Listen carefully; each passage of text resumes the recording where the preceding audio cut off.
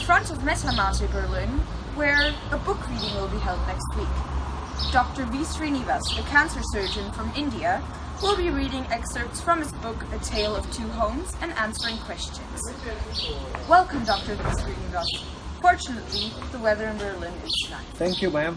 It's very nice to be sitting in front of Metamate, looking at Metamate tea, maybe sipping a little bit of it, and talking to you about my book, A Tale of Two Homes. So, what made you write the book, and how did you go about it? Okay, so now, this book is mainly, it's known as A Tale of Two Homes, and it is actually a book about Raven's Nest. We run a homestay in the Nilgiris known as Raven's Nest. It's a very beautiful place situated 6,000 feet above sea level. We had some guests who came and stayed with us, and when we told them the problems we had in building this house, the trials and tribulations, they told us, why don't you write a book about it? Such books are usually written from the West. There's a book known as Under the Tuscan Sun, which is written by an American lady who went and settled down in Italy, and she wrote about her adventures there. So these people, who were actually a doctor family, and their daughter who worked in a publicity agency, she did mention that why don't we write a book from India, because there's no such book in India. And that's how the idea was born of writing this book, A Tale of Two Homes. Actually, this book is a tale of a house being built in the Nilgiris and a fictional home being demolished in Mumbai. If you look at the beginning of the book, there is a quotation put, "It was the best of times, it was the worst of times. A Tale of Two Cities" by Charles Dickens in 1859. This book is building a home far away while current home breaks away. A Tale of Two Homes by Dr. Srinivas in 2017. So now, when we decided to go ahead and write this book, the task of writing the book fell on my wife, who is a journalist. But since she was too busy with other things, I decided to write the book, and that's how the book of Tale of Two Homes has come about. We have divided it into very small chapters, and we have moved from one story to the other with small snippets in between to make it more interesting to read. Why did you decide to build a home in the mountains, especially the Nilgiri Mountains? Well, actually, coming to think of it, initially my wife wanted to build a house in Goa. But Goa has the same sort of weather as Mumbai. So I felt that was a pretty stupid idea. But when I told her that, she would not agree. Then she went for a trip to Goa to visit it along with her friends. But while she was there, she found the weather was too hot and humid. So she did come back to me and say, okay, it is too hot, let's not build a house in Goa, let's go somewhere else. Few months later, she went to Dharamsala to visit her granddaughter there. And when she was in Dharamsala, she realized the weather there is lovely. So she called back and said, now you go and find a house in the mountains somewhere. Find us some land in the mountains. So I knew that you cannot buy property in Dharamsala. Anybody who does not live in that state cannot buy property there. You cannot buy property in Kashmir. So it was only the mountains in the south. And Nilgiris is where I had gone to school. I had gone to school in Lawrence School, Lovedale, which is in the Nilgiris. So my aim was to build a house in the Nilgiris, and that's why we moved towards the Nilgiris. Why did you name it Raven's Nest Homestay? And why exactly a homestay? Well, coming to the name, what's in a name? Well, I think in this book, all is in the name. You actually got to read the book to find out why it was named Raven's Homestay. This question is asked to us by everyone who comes and stays there. You got to read the book. Now, the next question of why is it a homestay? Well, my wife did not want to live alone in the Nilgiris. She felt it may be a good idea to have some friends and guests staying there, because life can get lonely in the Nilgiris. So we decided to have a homestay. But a very good friend of ours gave us a good suggestion. He said, divide the house into two parts. One part where you can stay and the other part where the guests can stay. So that if you get bored, you can go and meet the guests. But if you want to have privacy, you can cut them out and you can stay on your own. Now, homestays in most parts of India are welcomed by the government. But homestays in the Nilgiris, you've got to pass a lot of rules and regulations. You've got to get past that. And this we learned about much later. I like the way you broke up the stories in small snippets and moved between the two locations, Mumbai and the Nilgiris. I'll read a small snippet of page 8. After spending a few fruitless days in Kanyakumari, she decided that she had worked enough and needed a holiday, and so off she was to the beaches of Kerala. I can't imagine anyone of my generation being so casual about not having a job and being pig-headed enough to make sure a holiday is not forfeited at any cost. This just proved the old adage. Parents earn, travel economy to save every penny for their children, to splurge and travel business class. At this point, I decided, come what may, I will splurge on a second home when the time is ripe and not leave all of my money for my hippie daughter to save the earth. Glad you enjoyed that snippet, and that was one of the reasons we went ahead and built the second home and turned it into a homestay.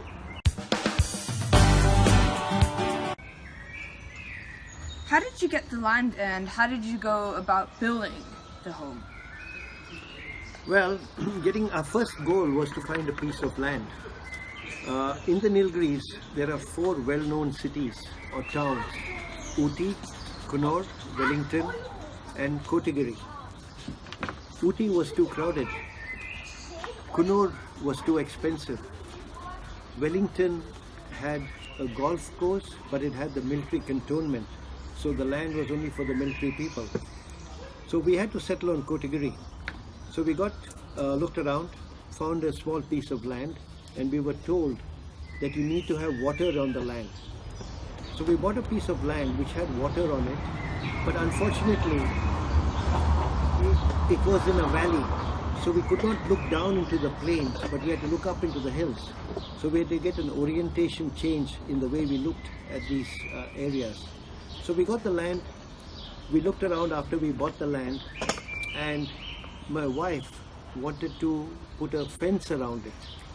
But our lawyer came and said, there's no need to put a fence. You don't get encroachers or squatters here. Just look around. There is no squatters in any place and there are no fences around. So we bought the land, didn't put up a fence, and we started to build the house over there.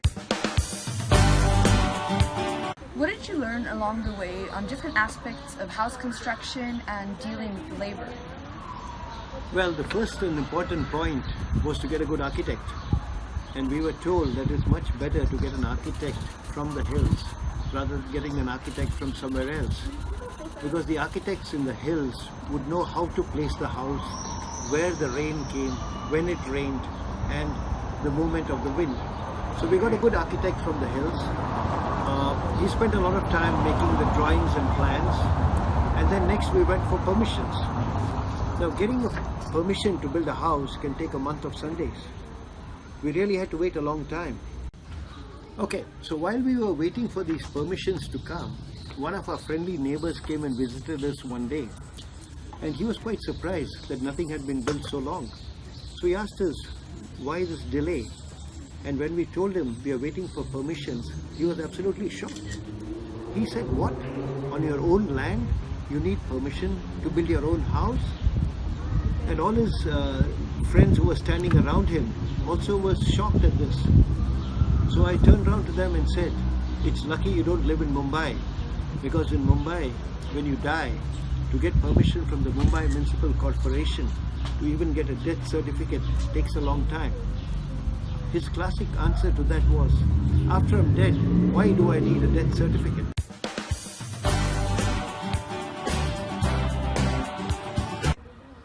Interesting. Is there anything else that you learned?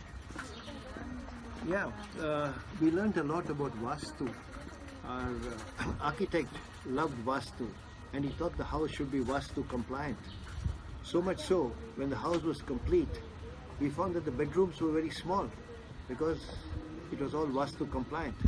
I was quite depressed about this, but a friend of ours who was an architect in Mumbai, when he came and visited, he said, actually you've got nice verandas outside, and in the Nilgiris it's much better to spend time outside rather than in the bedroom. So having a small bedroom is ideal. So after all, Vastu does have some strong points, and I was not depressed anymore. The second problem was, while the foundation was being laid and the plinth was being put up, we learned that the depth of the foundation is equivalent to the height of the building. Now this learning curve helped us when we went to Mumbai and we faced the demolition of the buildings there, and this point came in to help us at that point.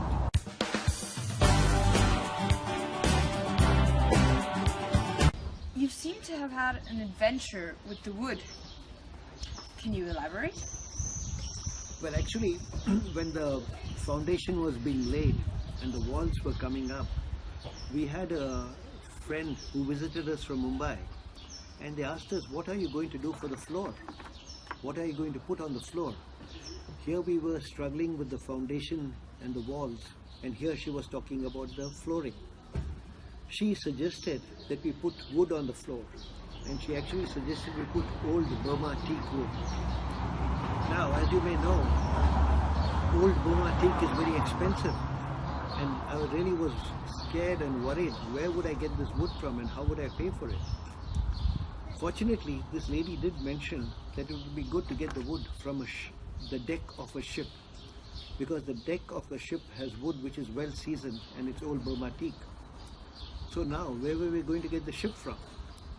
Well, a patient of mine came a few days later and he mentioned that there's a shipbreaking yard in Gujarat, in Alang, near Bhavnagar. So we went there, we saw these ships being broken. We actually saw the ship which was a Manila Princess, a 1952 Manila Princess from Manila. We got the wood from there, we took our carpenters there. The carpenters measured the wood. They had a tough time converting the square feet into cubic feet and metric tons. But we did get the wood. We transported it all the way back. Transportation was a problem because the driver had never been south further than Hyderabad, but it reached in a few days' time.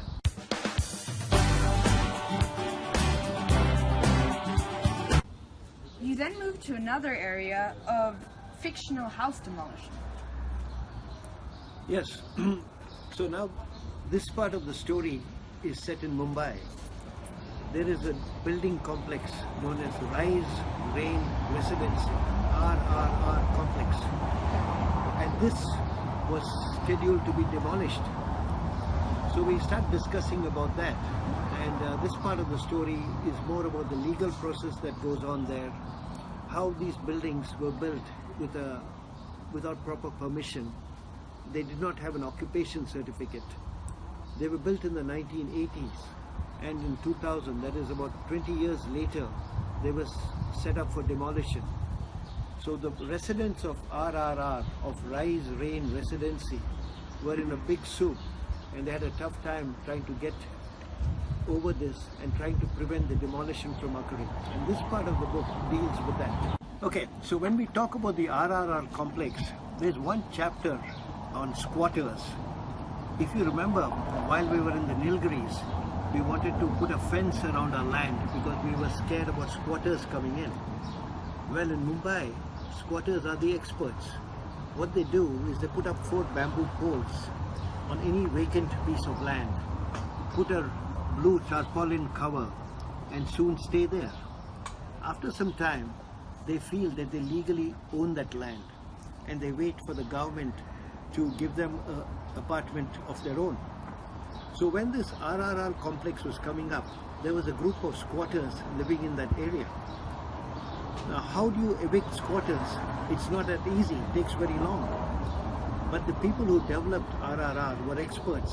Among them, there was one big smuggler. So what he did was one night, he called a society meeting for these squatters, he put a table in the middle of the floor, plunked a big, ugly looking knife on one side, a big wad of cash on the other side, and he called the meeting to order. So there was only one topic on the agenda: either take the cash and leave this place, or face the knife and leave this place. I'm sure everybody left very fast, and the knife was never used.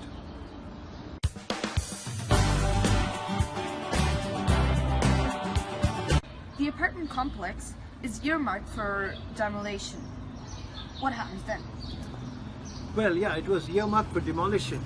They wanted to demolish everything above the 5th floor, and these buildings were about 17 stories high.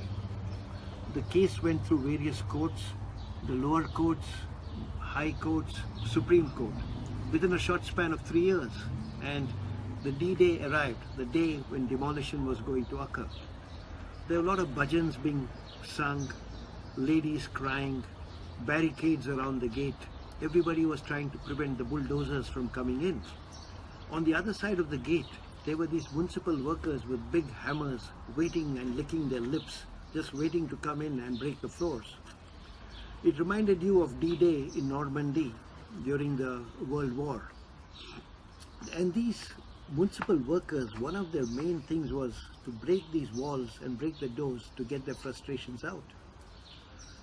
The big bulldozer came, it broke the gate, and they ran in with their hammers. But suddenly there was a loud shout from various sources: "Suo moto stay, suo moto stay, stay, stay." What was a suo moto stay?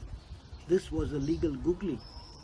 It so happened that the judge in the court said that he had a dream and he felt that this building complex should not be broken. So he issued a suo moto stay for 5 months. Of course, he did not mention that he was going to resign in 4 months.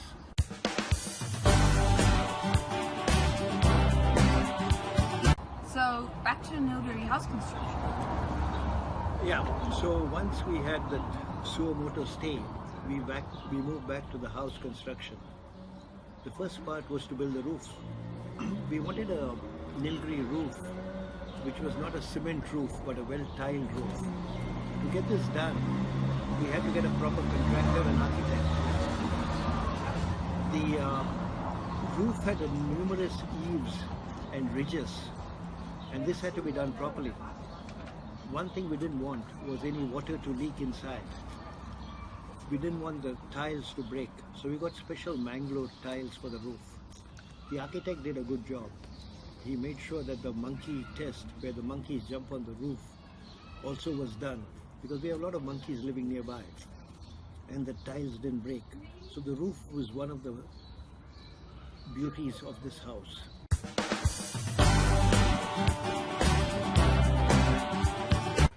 You seem to have different color coordinated rooms. Why? Well, the wife of mine happened to go to various literature festivals, and once when she went to Jaipur, she saw these handmade tiles of different colors. She felt that this would look very good in her new house, so she bought these tiles. Now they happen to be of 3 different colors: blue, yellow and pink. So we decided to color coordinate the bedrooms and the bathrooms of these different color tiles. So we have pink room, yellow room and a blue room. It makes life easy for the servants. We just tell them yellow room guest side, they know what it is. Or we say yellow room our side, they know what it is. So these multicolored rooms look pretty good.